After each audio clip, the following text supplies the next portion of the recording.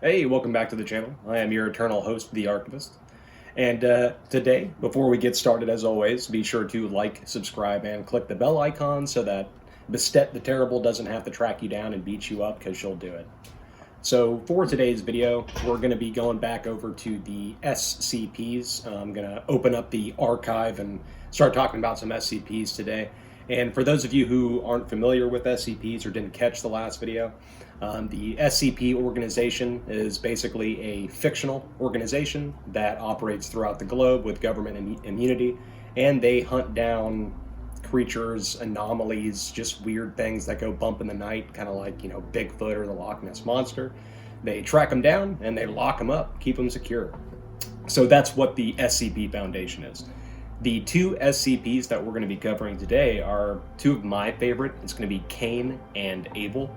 If those names sound familiar to you, they probably should. If any of you guys have read the Bible or if you have gone to church, Cain and Abel is that famous story from the Bible where Cain kills his brother Abel and ends up becoming the first murderer. So that's what we're going to be covering today. It's going to be pretty fun. So without further ado, let's go ahead and hop into the archive. All right. So now, beginning the video, we're going to go ahead and start with SCP-073, or otherwise known as Cain. So Cain is a Euclid class SCP, and a Euclid class is an anomaly that is either insufficiently understood or inherently unpredictable, such that reliable containment is not always possible.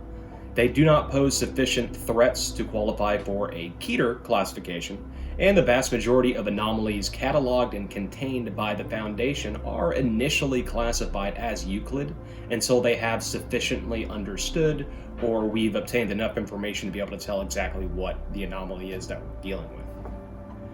So the special containment procedures for Cain, or SCP-073, is to be kept in a 2-meter room cell furnished with all non-organic furniture and items, and a bathroom.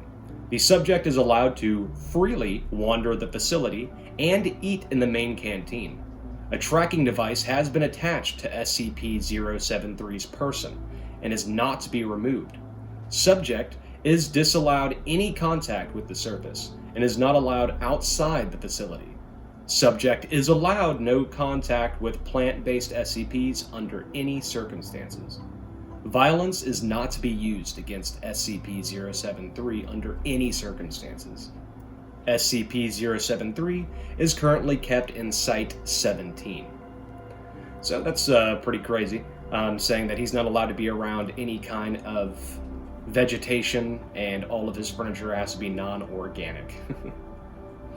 Now, for the description of SCP-073, or Cain, Cain appears to be heavily tanned male of Arabic or Middle Eastern descent in his early 30s. He is 6'1" and weighs 165 pounds with black hair and blue eyes. His arms, legs, spinal cord, and shoulder blades of the subject appear to have been replaced with artificial versions of unknown make and metal. Subject only takes notice of this when it's pointed out, and states that it has no knowledge of how, why, or when these replacements took place, stating it had them as long as it can remember. There is a symbol engraved into the forehead of Subject 073, which appears to be of Sumerian origin. The symbol has of yet been translated. The subject appears distressed when the symbol is mentioned at all, refusing to speak about it. Subject does need to eat and drink on a regular basis, but is strictly carnivorous, owing to its effect on plant-based items. SCP-073, who refers to itself as Cain, is generally polite and genial to all who speak to it, though it has been described as being cold and somewhat mechanical in its speech. It is very helpful and enjoys aiding personnel in their daily actions, whatever they may be. It has highly detailed knowledge of ancient to recent events in history and the most commonly spoken languages in the world, including ones that have since died out. The subject has professed to having a photographic memory, remembering word for word all text in 800-page dictionary that was flicked through in a minute and a half. It has scored above average in all intelligence tests given to it.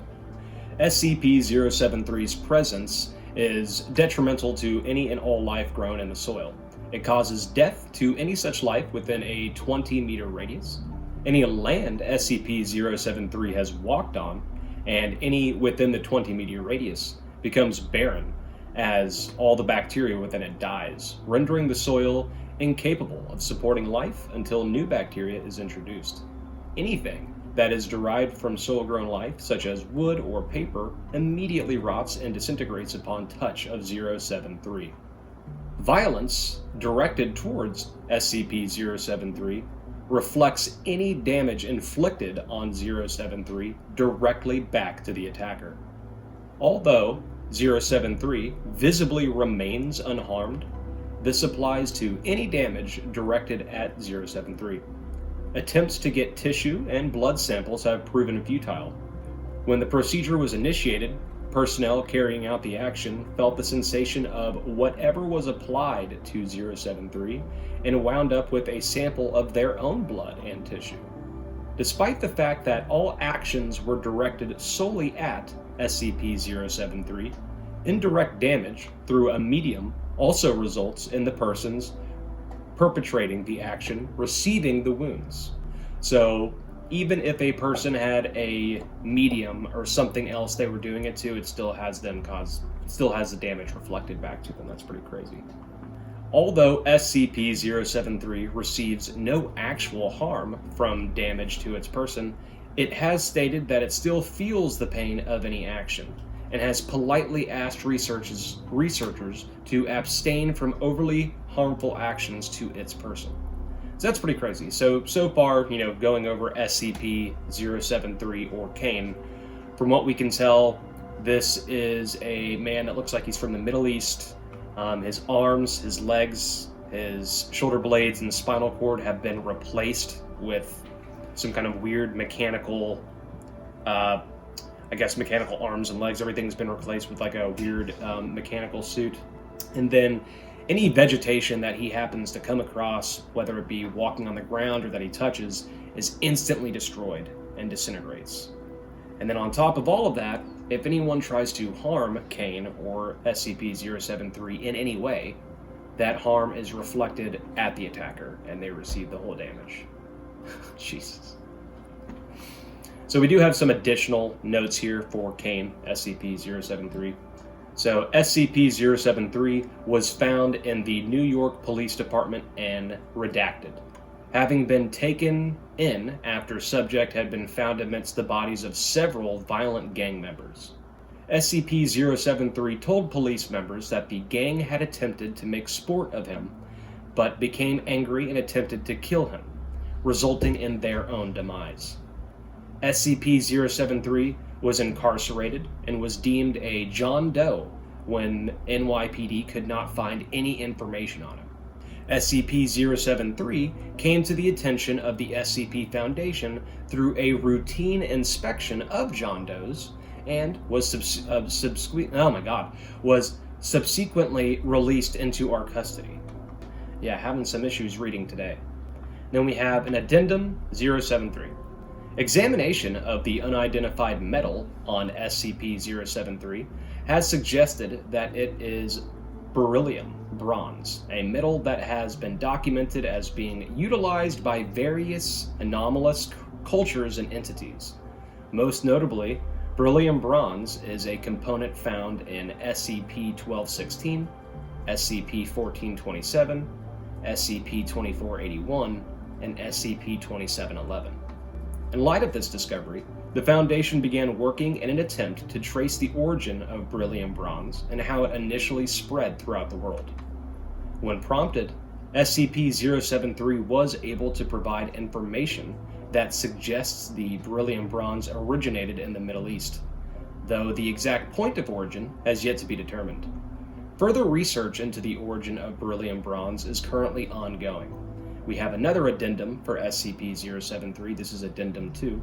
In light of SCP-073's indestructible nature, photographic memory, and general will to please, SCP High Command have deemed that all information is to be backed up on SCP-073, ensuring it is not lost in the event of a catastrophe.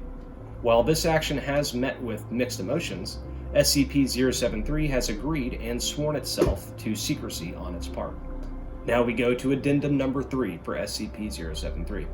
When information concerning SCP-076, also known as Abel, was brought to the attention of SCP-073 for backing up, the subject showed familiarity with the information, although was disinclined to adding to it, despite the fact that it stated that it already knew all about SCP-076. It then stated it would be better for all parties involved if it did not meet SCP-076. Okay, so that is the profile for Cain. So very interesting there, and as we can see, it looks like there's some family bad blood between him and Abel, because at the end they're saying that they want to back up all information on Cain. They then bring up his brother Abel, and Cain, says that he's aware that Abel is still alive, but he says that it would be better for all parties involved if he and I did not see each other. And I think that goes back to the old biblical story where Cain killed Abel. So now we're going to move on to Abel. So we're going to go to SCP-076 Abel. Abel is a Keter class, and a Keter class is an anomaly that pose an inherently serious threat to the safety of the Foundation personnel and to the rest of mankind, and either require extensive and complex procedures to contain, or they cannot be fully contained by the Foundation's current technology. So he's the most dangerous type of SCP that the Foundation is currently holding. And it looks like we have an email from a Dr. Redacted. Ooh, I love Dr. Redacted. So, this email is from Dr. Redacted, and it is to Director Maria Jones, Record Keeping and Information Security Administration. And the subject is about the revision of SCP-076. The email is as follows. I have to go on record as saying that I seriously object to the proposed revisions of the SCP-076 Special Containment Procedures. I know that Redact All Important Stuff already claims it's a security risk, but you and I both know it's just top brass trying to sweep their biggest and most embarrassing mistake ever under the rug. Omega-7 happened, it existed. Those people died because you screwed up, and you can't change that no matter how hard you try to hide it. For God's sake, man, those people guarding him deserve to know exactly what he is and what he did, what we did, how we fucked up, so that they'll know better. So that is a doctor reaching out to a director within the SCP Foundation, essentially saying he doesn't approve of them changing the special containment procedures for Abel. He doesn't think it's safe. He thinks that they should let the guards that are guarding Abel know exactly what he is and what he can do. So these are the new special containment procedures for Abel. Containment Area 25B is to be located 200 meters below sea level, tunneled out of solid bedrock in a seismologically stable area. Sole access to the containment facility is to be through a vertical elevator shaft separated every 50 meters with a reinforced blast door. Constructed of 20 centimeter thick material shielding, elevator shaft shall be flooded with seawater when not in use. Containment Area 25B is to be constructed with the following components: an outer security perimeter against outside threats, staffed by security personnel trained in close-quarter battle and counter-intrusion tactics. An administrative and support area consisting of support facilities and living quarters for on-site personnel. A primary containment zone consisting of a 7-meter cube encased in 1.5 meters of reinforced material. This is to be designed to be flooded and drained as needed and should remain filled with seawater unless access to contents is required. A 150-meter killing corridor, which is to be the sole access to the area, including water, power, drainage, and ventilation lines. The walls and floor of the corridor are to be reinforced in a similar manner, with the addition of an electrical deterrent system capable of delivering a 20,000 volt shock. A security station located at the entrance to the killing corridor is to be staffed with no fewer than 3 armed security personnel on watch at any one point in time. Armaments is to include, but not be limited to, at least one redacted CIW system on a pencil mount with a clear line of sight down the corridor, with a plexiglass screen to protect the operator from thrown weapons. In the event of a full breach, all on-site staff are to proceed immediately to the closest security station for weapons and armor distribution. Staff will remain at Alert Condition 1 until SCP-076 is confirmed neutralized. Should 90 minutes pass after declaration of full breach without a stand-down order being given by Level 4 or higher personnel, final contingency measures will be activated, flooding the entire facility in seawater and sealing off the access shaft for a minimum of 24 hours before retrieval is attempted. This will, by necessity, result in the death of all on-site staff guarding. That is crazy. So the special containment procedures for Abel is basically they dug a massive hole in the ground, filled it with seawater, machine guns, and a killing corridor. So if he ever breaks out, everyone in that facility is going to die. So we have a description of Abel. The description of SCP-076 consists of 2 components. A stone cube, which is going to be called SCP-076-1, and a humanoid, and that is SCP-076-2. The humanoid is Abel. So the stone cube, SCP-076-1, is a 3-meter cube made of black speckled metamorphic stone. All surfaces outside and within the cube are covered in deeply engraved patterns corresponding to no known civilizations. Radioisotope analysis indicates that the object is approximately 10,000 years old. A door is located on one side of the cube, sealed with a lock, a half-meter in width, surrounded by 20 smaller locks in a circular pattern. As of yet, none of the keys have been found, making the door impossible to lock once closed. The interior temperature is approximately 93 degrees Kelvin and cannot be altered by any means, internal or external. Directly in the center of the room is a 2.13 meter tall stone coffin, held in place and sealed shut by several chains of unknown make and substance, which are attached to the inner corners of the cube. SCP-076-2, so Abel, resembles a lean Semitic human male in his late 20s. His hair is black, his eyes are gray, his skin tone is olive. Subject is 1.96 meters in height and 81.65 kilograms in weight. The subject has numerous tattoos depicting arcane and occult iconography are present all over his body, mostly in the form of leering demonic faces, and ranges from subtle to openly ostentatious. Subject, when encased inside of his cube, is technically dead. However, occasionally, SCP-076-2 will awaken, effectively reanimating, complete with all vital processes needed to sustain a living human being. The subject will then attempt to leave the cube. If successful, the subject will enter a trance state and seek out the nearest human being, ignoring all other living things in the process. Upon coming into contact with living humans, Abel will enter a rage state in which it attempts to engage and kill all human beings it's encountered. To date, only the subject's death has been shown to be effective in ending these rampages. Terminating Abel is often problematic due to its significant physical abilities.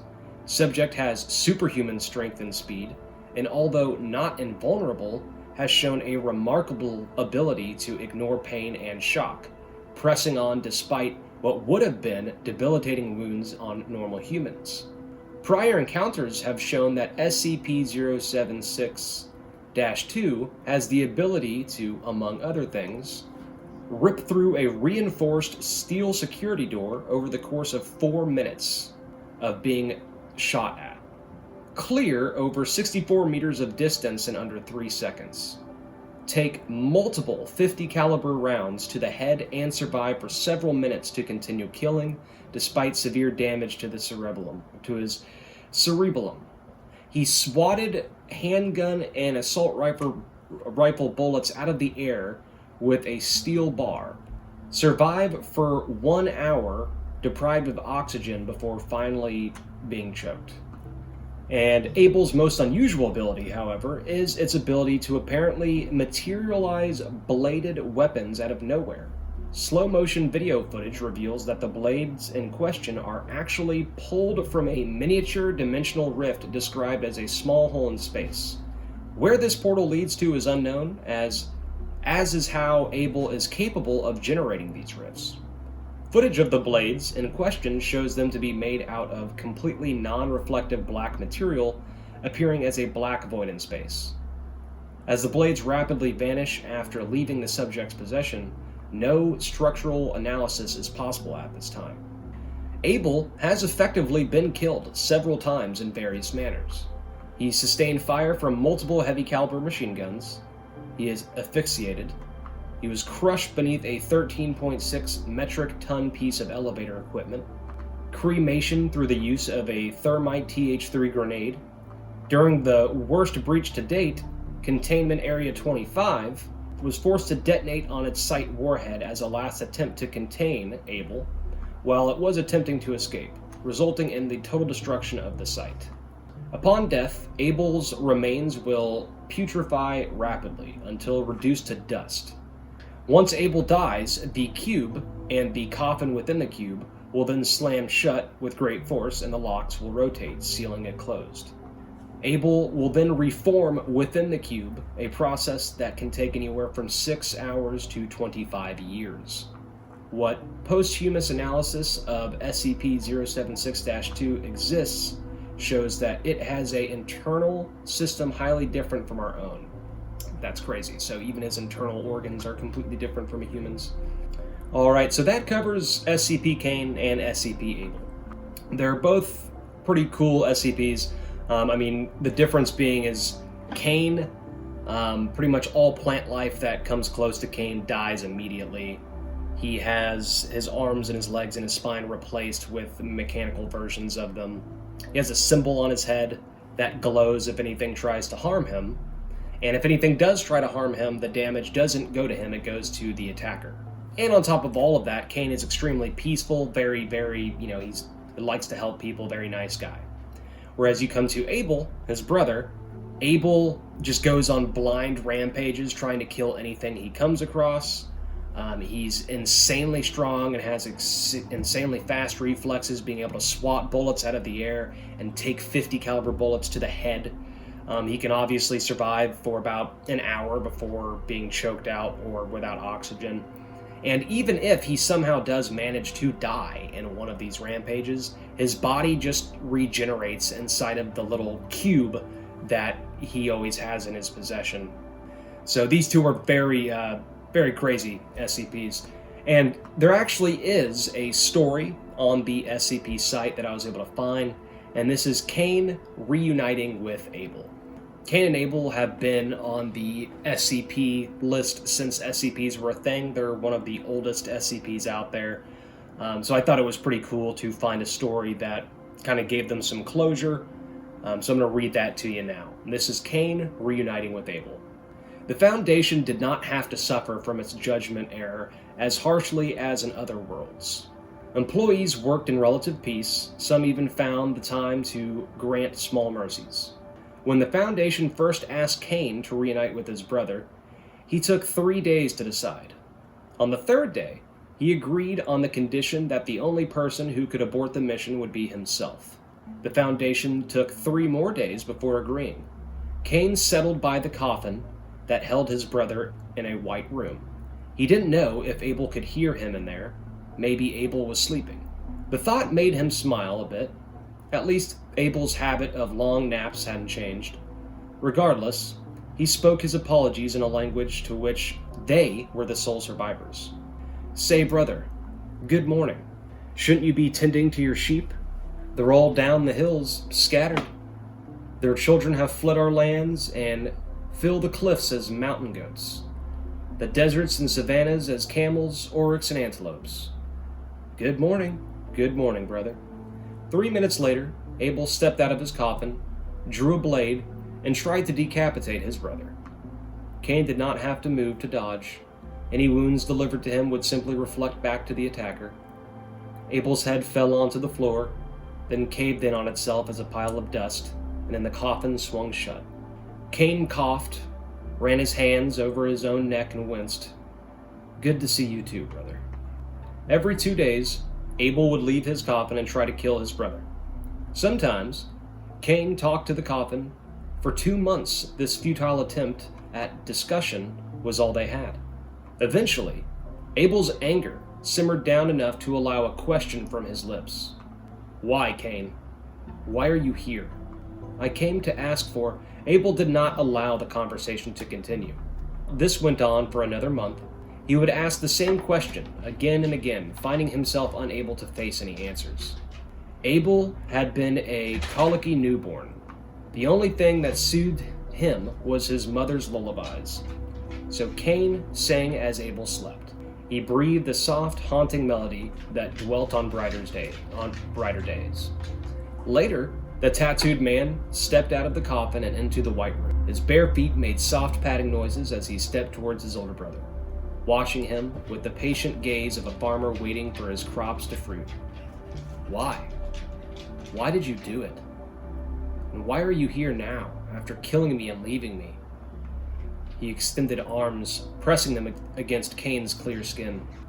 "Leaving me to these people, with their marks on me, all their marks, tell me. I was young and jealous. I got older. Time carved its wisdom into me. I'm here now because I still love you. Please forgive me, Abel. Everyone we knew as children has left to God's garden." The older brother leaned forward to pull his sibling into a tight hug. "My beautiful baby brother, it's just us now."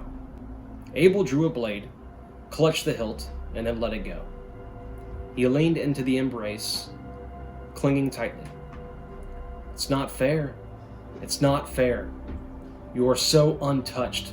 I can't leave a single wound on you." He spoke soft as moonlight. "And yet look at me. Look at all the things done to me. You used to be my hero, but you let this happen to me. I see it, Abel. I see what I've done. I take full responsibility. I'll earn my title back if you'll have me. This I promise with everything I have." Cain swaddled his brother in his arms, rocking him back and forth and stroking his hair. Abel clutched Cain's shirt, his body trembling as he wept. His fingers began to soften and collapse into dust.